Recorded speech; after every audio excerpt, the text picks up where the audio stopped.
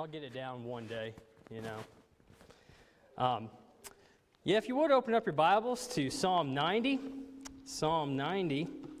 and we will look at a few verses in here. But I want to talk about some things that will be helpful for us, going into the new year. And I know a lot of times at this time of year, we talk about it really the first Sunday of every year. We discuss the fact that, there are a lot of things going on. People are trying to make, New Year's resolutions, and, I think that can be good. Sometimes I know people make New Year's resolutions of stop doing bad things, and I will say this, the new year is not the time to do that. The day that you realize you're doing something wrong is the day to do that. You don't wait until the new year to get out of sin. That's just not what we do. But if you're thinking, hey, I want to be better at this or that, and then you just go ahead and you do something about it. Maybe you want to learn a new skill, and so you dedicate part of your year to learning a new skill. Maybe it is when it comes to spiritual things, you're thinking, hey, I want to pray more. Or maybe it is that you want to study your Bible more. Those are all good things. I think around this time of year, people will say, I'm going to read through the Bible in a year. I'm going to say this. Go ahead and raise your hand. If you have ever in your life, not just this year, but ever in your life said, what? I am going to read through the Bible in a year. Raise your hand if you've ever set out to do that. There's several people. Listen, if you've not ever set out to do that, go ahead and do that this year. That's a good thing. I think about things like this, and I look at the scriptures, and I want to think about, what it is that would, motivate me and you to do better every year. What is that? What would help us? And I've got a number for you. It is 28,636. That is, on average, the lifespan of a human being in days. That's 28,636 days. Now, if, you're about my age, you can cut that in half. Because the average lifespan is about 78.4 years. Now, I'm looking at a crowd of people who may have passed that already. Some of y'all have gotten past that, and maybe your days are numbered. I don't know. But let's make sure that we understand what the numbering of our days means. Look at that Psalm 90 and verse 12 with me again. This is attributed to Moses. Verse 12 says, "So teach us to number our days, that we may get us a heart of wisdom." I've always enjoyed this aspect of any sports activity. Watching games, you've got those buzzer beater shots, right? That you have those Steph Currys that will, step up and they will just sink a shot right as that alarm goes off, and then they win the game. Man, that is good stuff, right? Or we've seen this recently where, there's a football team and they're down and they've just got to score one more time, and man, they are at the other end of the field. They quickly march themselves down the other side, and then they score right at the end, right? They just get in right at the last minute, the last seconds of the game. And man, I love that, and I've often thought, wouldn't it be great if said team, whoever it is, could play like they did in the last 40 seconds. If they could just do that the whole time, they would just demolish people. But the problem with that is this, right? That it's hard to live on that high, isn't it? It's hard to live on that kind of emotion. Thinking, I don't have that much time left. That's the problem, is at the beginning, everybody's got the same amount of time. I always hate this when football coaches go, well, if we just had a little bit more time. You got the same 60 minutes as the other team. If they beat you, they beat you. That's it. You've got the same amount of time, but you've got to learn how to manage that time. You got to know whenever it is that it is winding down. And as you get older, you realize that that is a real possibility, right? Now, I know that as a kid, I remember thinking, you know, I remember seeing people who are my age now and going, that guy is ancient. You know, he is knocking on death's door. Now that I'm this age, I'm going, you know, I'm halfway through life. You know, 50%, that's okay. You know, I've got some more time. But, you know, time kind of moves a little bit faster for some reason as you get older. And so I'm thinking about this sometimes. I think about my kids and my kids growing up, and I go, you know, I don't have that much time left with some of my kids in my home. I've got to make the best of that time. And so I've got to number my days. We all have to number our days. So teach us to number our days so that we may get us a heart of wisdom. You know, the sobering reality of our lives is that our lives are very brief, aren't they? I mean, listen, I've said this once before, at least here, and I hate to say it because, man, I would like to think of myself in a higher light than this. But you know, 100 years from now, nobody's going to know who I am. Nobody's going to know me. They might come across a tombstone and see my name on there, and it might say a number of things about me, but that's just vague realities, at least of people, what they thought of me, right? Doesn't really say who I am. They don't really know. I mean, what if my great-grandchildren, how much are they really going to know me? They're going to know stories. But they're not going to really know me that well. How do I know that? How do you know that? Did you have great-grandparents? I know I did. And guess what? I didn't know them very well. My parents can tell stories about their grandparents, but those don't translate to me. I didn't know those people. We are very small in the grand scheme of things. That doesn't mean that we're not important to God. That's not what I'm saying. But in the grand scheme of things on this earth, nobody's going to remember us. And so we have to live our life to the fullest in the ways that matter. And the way that ultimately matters is serving God. That is the main focus.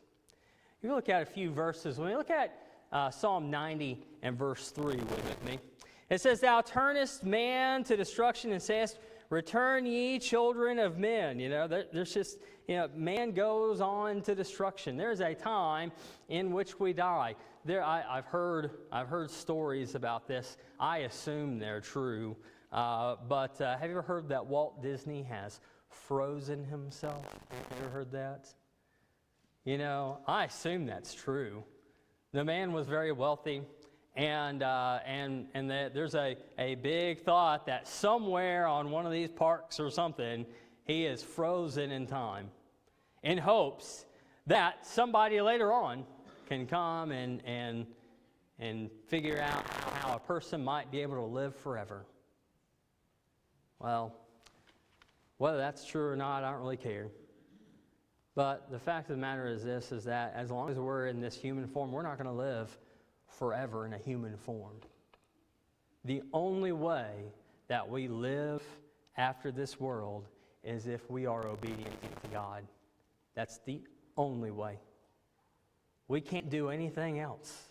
We can't try to do it our own way. You know, there's all kinds of stories where people tried to do it their own way, but that is not what we are going to do. We know that there is an end to this life. Look at verses 5 and 6 now.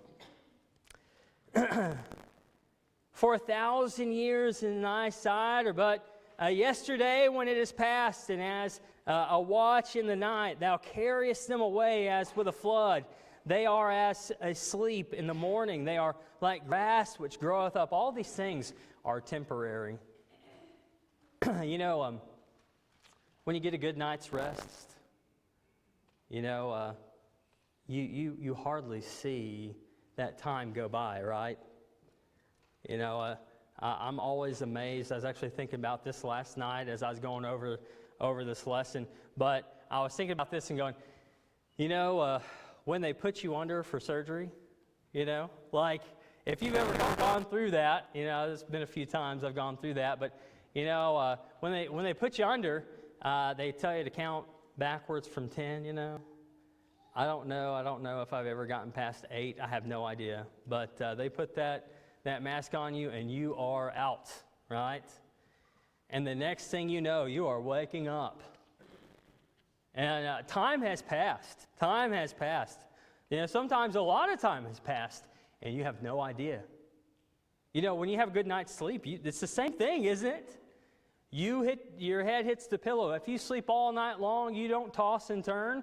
You wake up in the morning, you feel good, but you know what? That time passed by pretty quickly. You didn't notice it at all. That's what's being described here. All these things are just little minuscule things to God. It's just time passes by. You know, for us, you know, 1,000 years, if 1,000 years passes by, it's just like yesterday.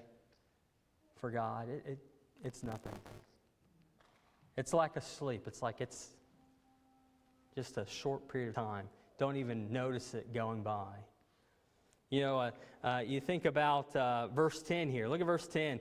The days of our years are 70 years and 10. 70 years, right? What's the, you know, I was going into the average lifespan. Average lifespan of a man is 72 years.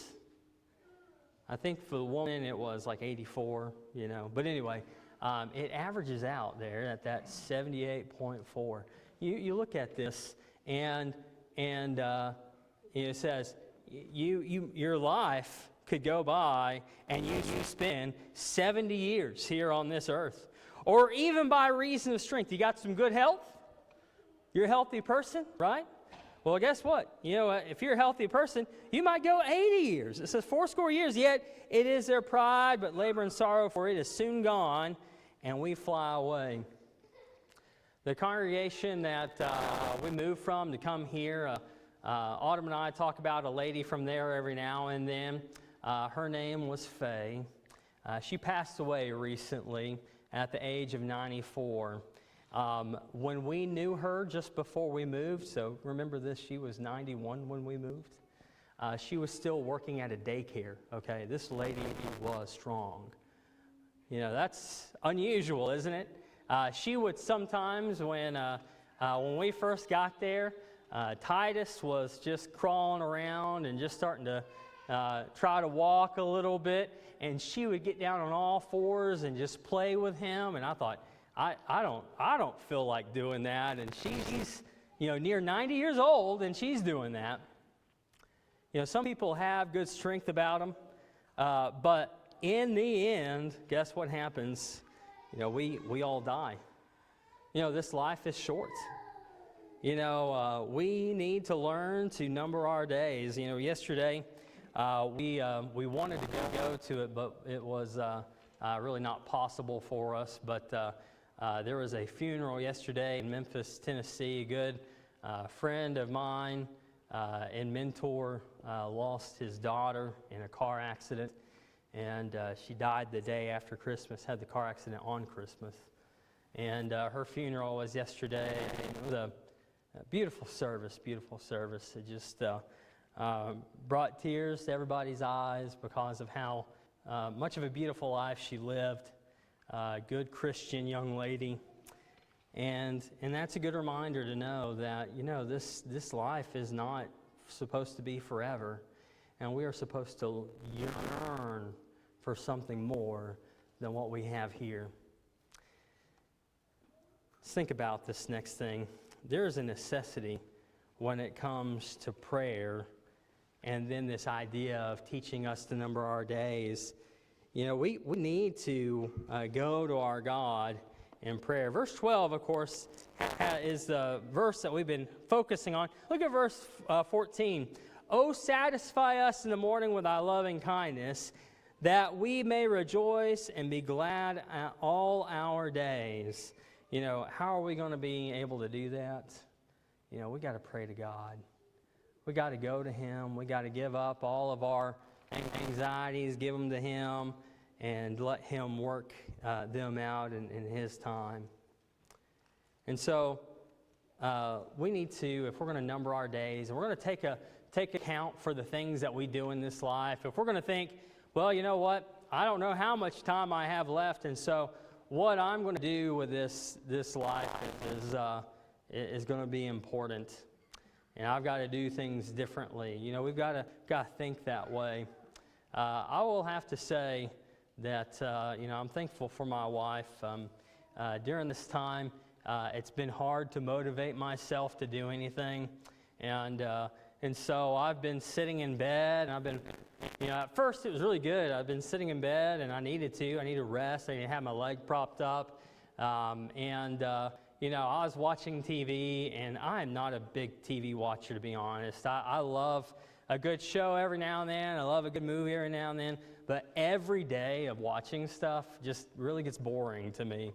And the other day, I said, man, I'm just so bored. And Autumn said, why aren't you studying? Why aren't you going? Just take your stuff and sit in the bed. And that's not what I normally do, but I was like, yeah, you know what? You're right. And so that's what I did.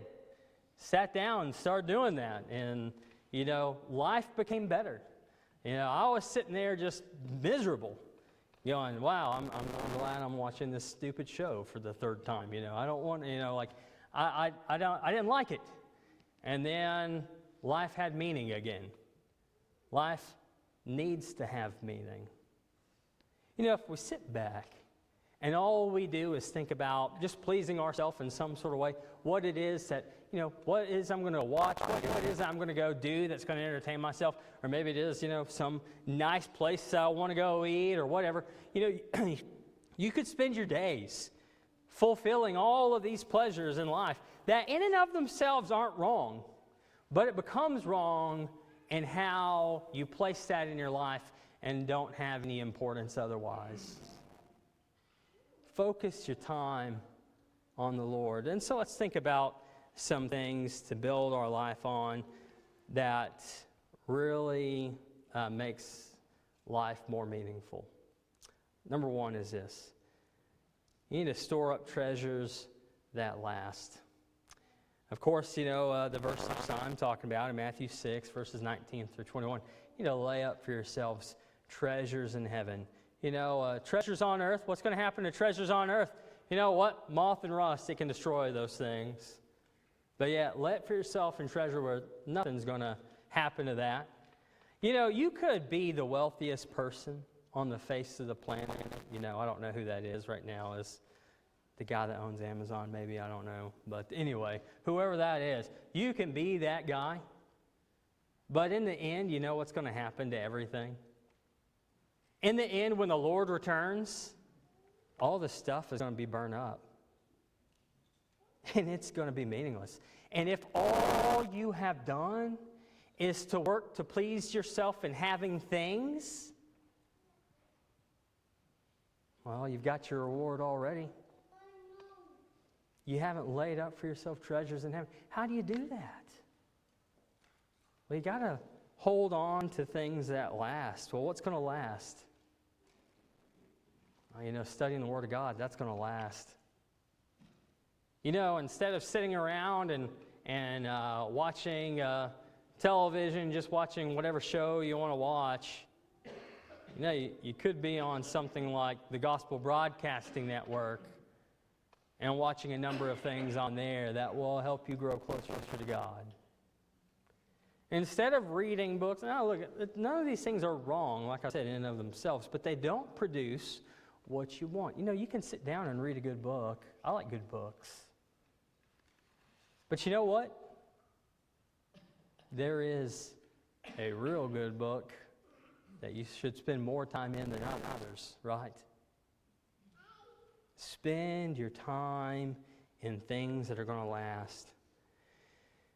Focus on the things that are unseen and will be eternal.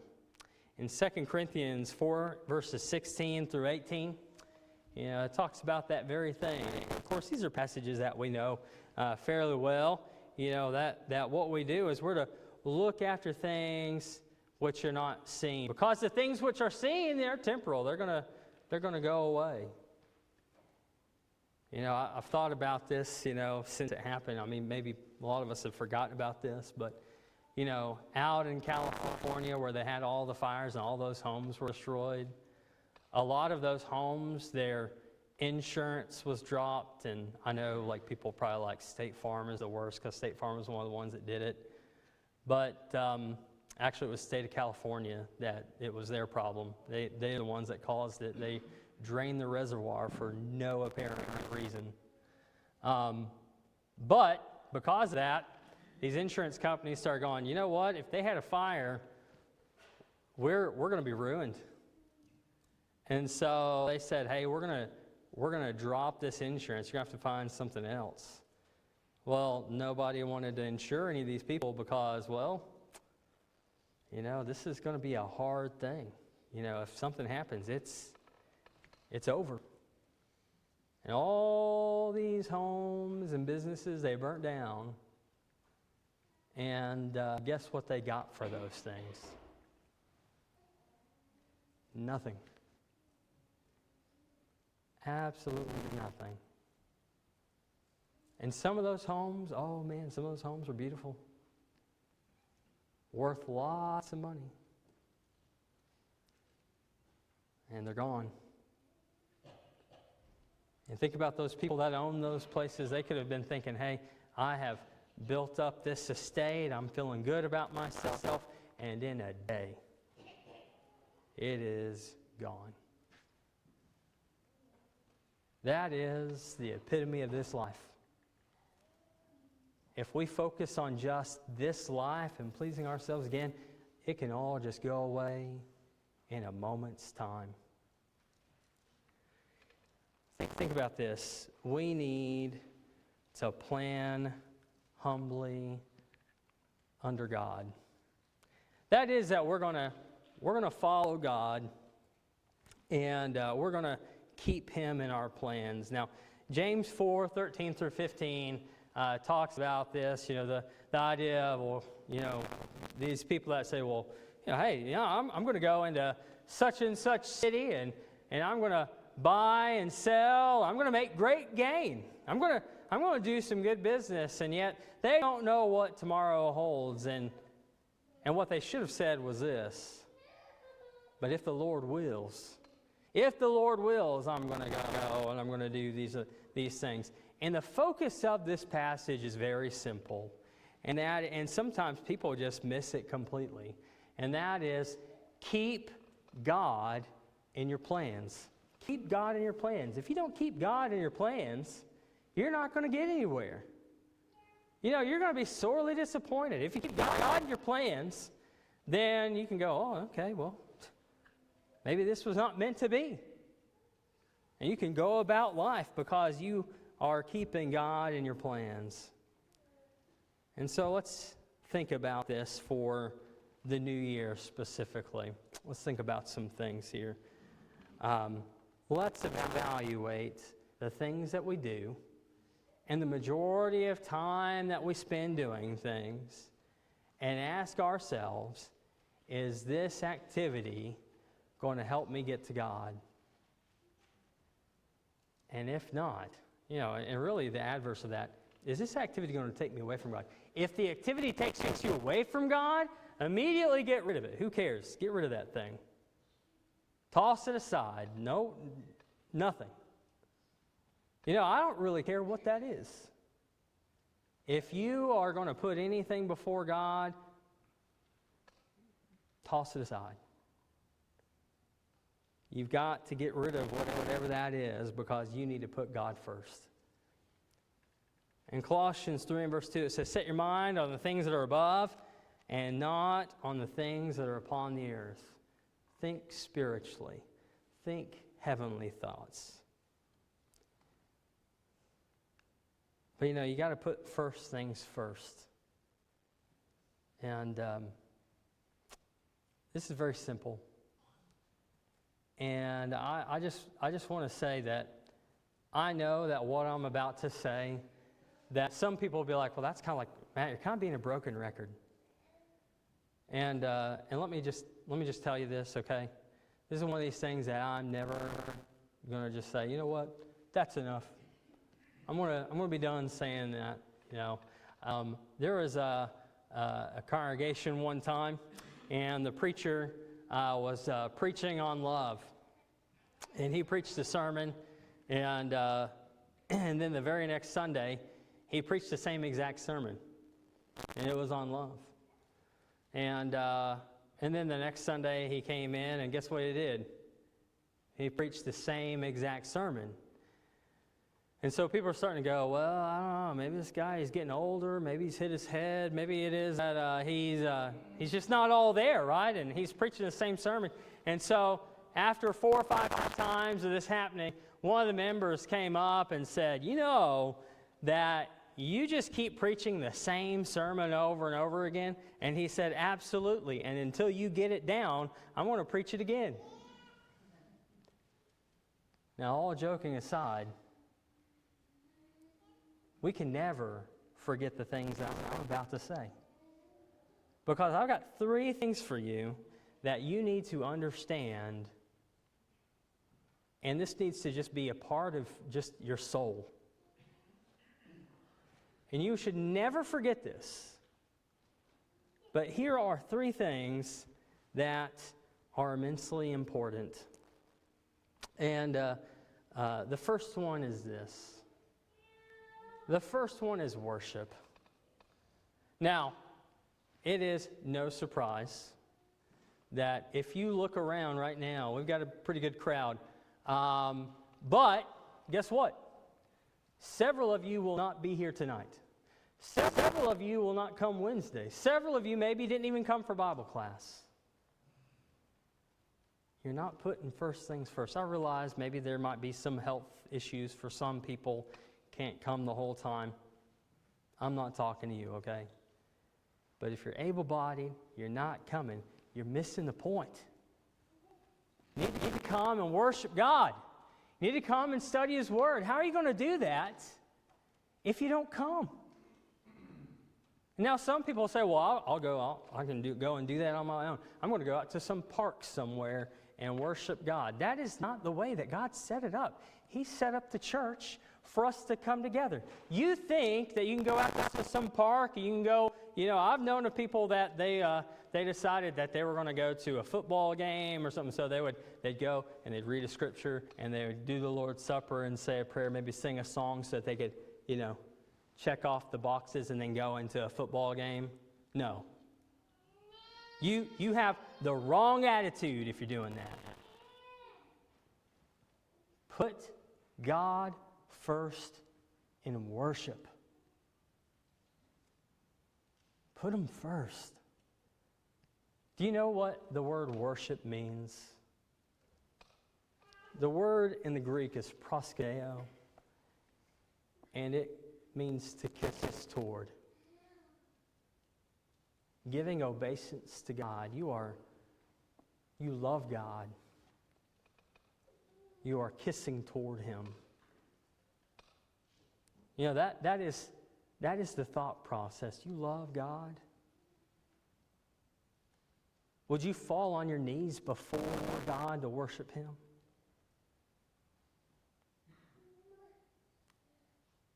That's the thing that you got to be able to do.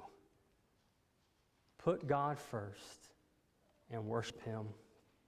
Number 2 is this. I told you there's 3 things. Number 2 is this. You got the Word. The Word of God. You're not going to know how to do anything without His Word. You have no idea what to do. And so we got to get into His Word. We've got to study His Word. In Psalm 119, 105, Thy Word is a lamp unto my feet and a light unto my path. Get into His Word. Study His Word. Guess what? You do that when we come together. In Acts chapter 8, the Ethiopian eunuch is being talked to by Philip, and he asks a question. You remember that question? The question was, do you know? Do you understand what you are reading? You remember the eunuch's response? Well, how can I unless someone guide me? You know, we all need guidance. We all need help. And you get that when you come, you sit in Bible class, when you come and hear sermons. And so think about the Word. And thirdly, think about the church. You know, so many people don't think about the church enough. Thinking about it as people. Think about this beautiful institution that all these things really go together, don't they? When you come and worship, you're coming together with the church, right? And you're studying His Word. That's why these three things are so important. Don't forget those three things.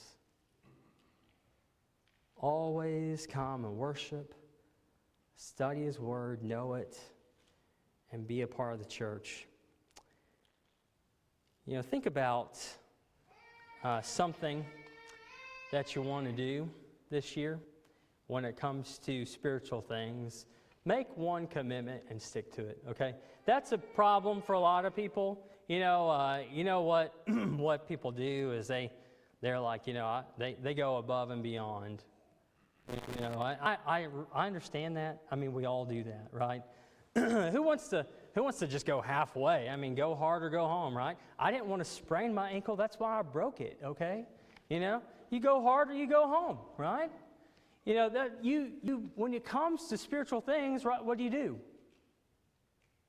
You need to pick something and stick with it. Don't say everything, you know. You don't say, hey, you know what, I am going to write an entire commentary on the entire Bible, right? You're not going to do that, so don't try. You're going to get discouraged.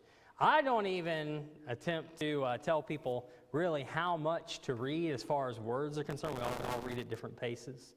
I don't even do that. But read something, that's good, right? Read the Bible, read a little bit of it. You know, a couple of chapters a day will get you pretty far, right? And, you know, if you're thinking, hey, I don't know if I can read through the whole Bible, you can definitely read through the New Testament. You can do that. And so do that. Read through the New Testament. You know, it's very possible to do, right? There was a time in my life when I was really trying to study, and I read through the New Testament once per week. That's a lot. I get it. That's a lot, but I did.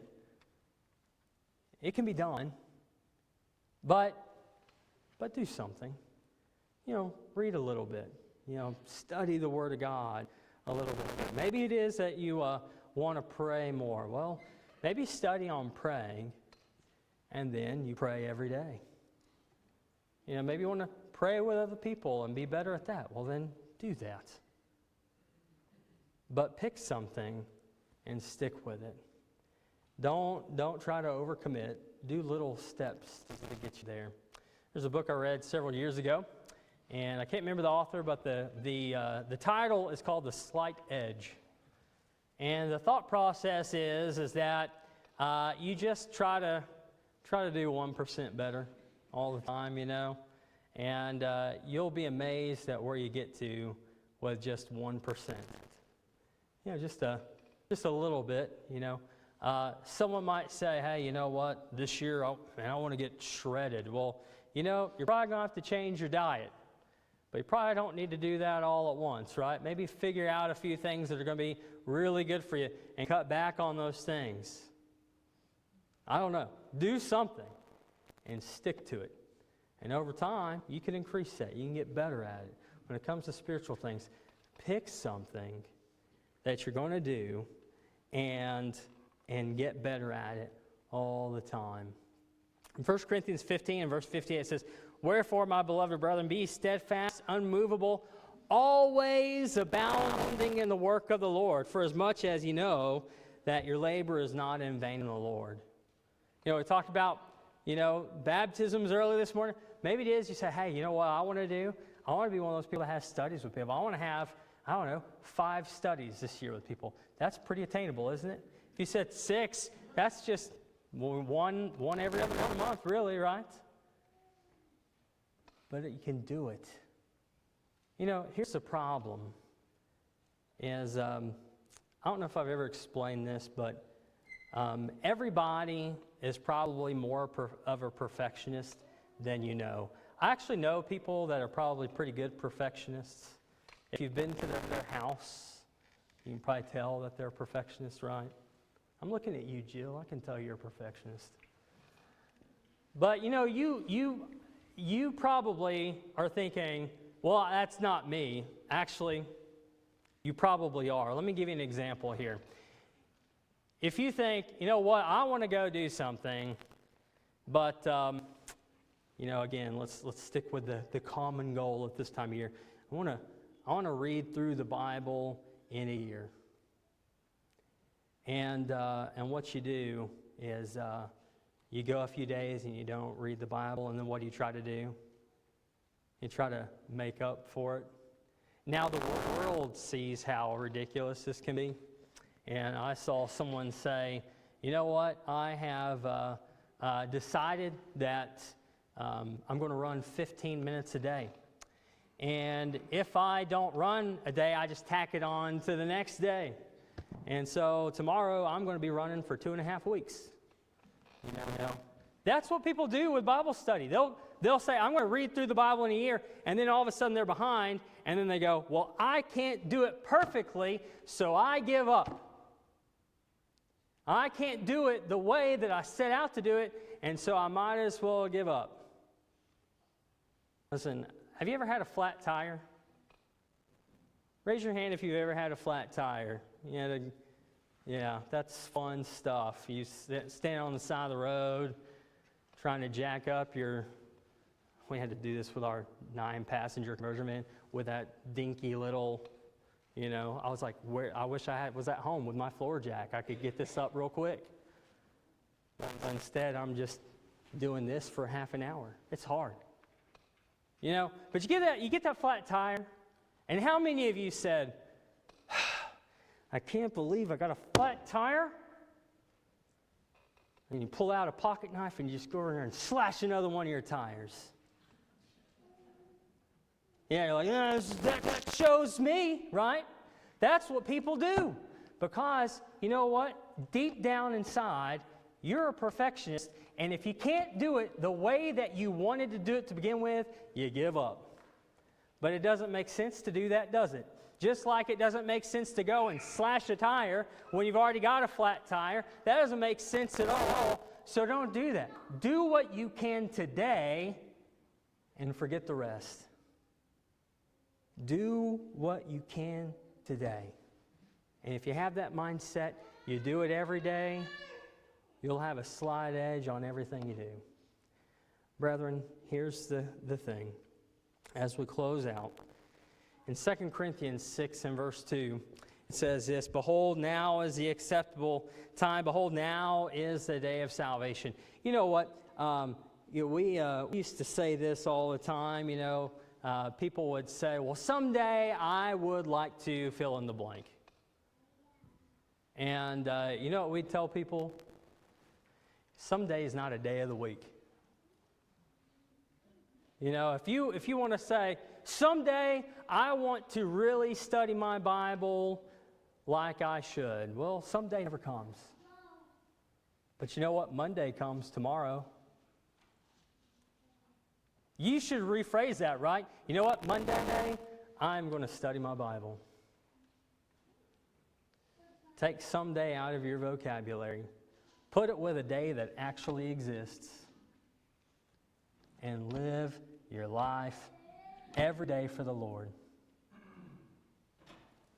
If you need an invitation, you've got it. If you've not yet become a child of God, you can make that right today. You can become a child of God today. Put on Christ in baptism. I can't do it for you. Someone else can, though, right? Put on Christ in baptism. Become a Christian and follow Him. If you have not been a faithful Christian and you know you need to make things right, make things right this morning. This is your invitation. Please take it as we stand and as we sing.